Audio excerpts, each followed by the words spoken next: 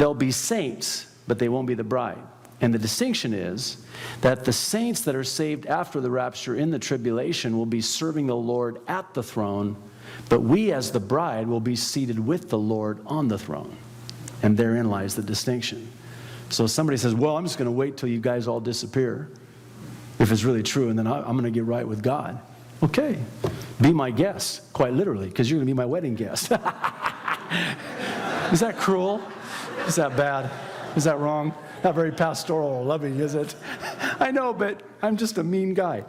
Okay, now here's the thing. The communion table. This was a bridal celebration at the engagement because, see, when the bride accepted the cup, she was saying, I do. Yes, I will marry you. And that's what the communion table meant. To anyone who hears the message of the basar, or the gospel, it is a wedding proposal by God to accept him and be a part of his bride. God desires that we accept his invitation and give him our response of I do. In fact, Revelation 22:20 is a proposal by Yeshua himself to accept him and be a part of his bride. His message in this verse is come. The way the bride said I do was to take the cup and break the bread. The way I say I do to the Messiah's marriage proposal is to partake of his cup and broken bread. See, it was a common union. No longer two, we become one. See, in my culture, in the Arab culture, I'll just share this real quickly and we'll move on. Everything is centered around food. This is why the wedding feast is so exciting to me. I can't wait for the food. It's going to be delicious and fat-free and no cholesterol, nothing. But everything is centered around food. See, in the Arab thought, if you break bread at a table with an Arab, you are now loyal to that friend till death. And the thought is that when you eat of the same bread, that bread that's in you is the same bread that's in me. When you drink, when I was a kid, man, I used to get freaked out when I would see my uncles come over. My dad, my mom, my aunties would spend months preparing this feast. And they would have this, rice that you would eat with your hands. By the way, we're very... I'll never forget when I took my precious bride to meet my folks for the first time when we were engaged. And I was already apologizing to her, saying, okay, now, listen, we don't do things the way you do in our... You have to understand, in our country, it is, I was trying to, prepare her because I knew it was going to be a shock to her when she got there. And sure enough, we're sitting around the table and we eat with our hands. And they have this rice dish and at weddings. And I'll never forget the first wedding as a kid that was, one of my Arab family members. And the men would all hover around this huge mound of rice and stick their hands and stuff their face and eat. I mean, that is just disgusting. And the hummus and the baba ganoush and all those, and then the bread, the unleavened bread or the pita bread, and you break the bread and you dip it in they double dip.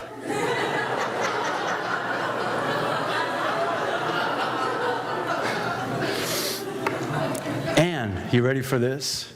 They drink from the same cup. And they eat from the same. When Jesus was there, please don't sanitize and tidy up the Lord's Supper. Picture him there and forget this painting where they're sitting around this table. My goodness. Perish the thought. They're on the floor, reclining at the table, eating with their hands. None of these nice little cups. And Jesus takes the bread and he breaks it and he says, here, same piece of bread, because those germs that are in you are the same germs that are in me because we're a common union.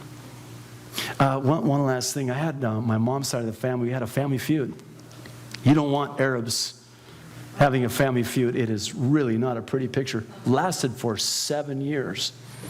And then finally it was time to come together and make a reconciliation. So they planned this huge feast to resolve this feud, to come together once again, reconcile, and have a common union.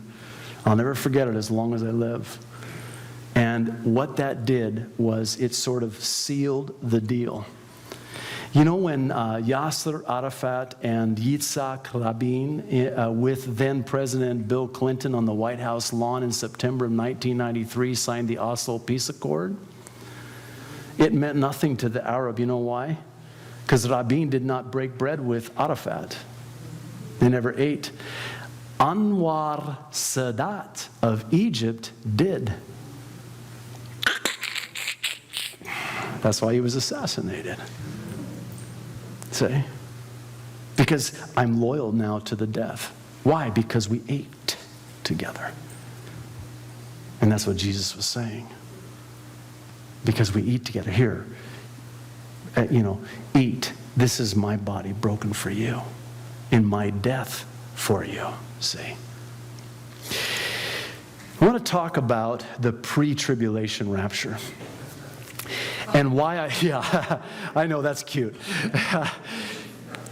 It's not enough to just know what you believe. It's important to know why you believe what you believe. Now, I was reading a book that Don Stewart sent me called The Rapture. And at the beginning of the book, he's really, Don's a great guy, good friend. Just talks about how, we need to be respectful towards other believers who do not hold to a pre-tribulation rapture belief. And I certainly don't want to sound militant, and I know sometimes I can be guilty of that, accused. What? Am I that bad? But I am passionately dogmatic about why the rapture has to be before the 7-year tribulation. Now, I'm not going to have the time tonight to go into all the reasons why, but I do want to talk to you about the typology in the scriptures, beginning with Daniel, who was pre-furnace, if I can say it that way. Now, look at the parallels here, okay? You have Daniel, Shadrach, Meshach, and Abednego. They are a picture of the Jews, whereas Daniel is a picture of the church. Here's why, and here's how. This takes place in Babylon. There are 2 last days Babylons, Revelation chapter 17 and chapter 18. One is an economic Babylon, one's an ecclesiastical Babylon, or a religious Babylon. King Nebuchadnezzar makes an image. The Antichrist will make an image. The measurements of Nebuchadnezzar's image are 6 cubits high by 6 cubits wide, with 6 instruments that are listed there, and the number of the name of the man, the Antichrist, in Revelation 13 is to be counted, and it too will add up to 666. The 6 instruments are played, then they are to worship the image of Nebuchadnezzar. Lucifer was the angel of music, and music will play a role in the worship of the image of the beast. All the rulers of every nation and tongue are united together in one religion in ancient Babylon.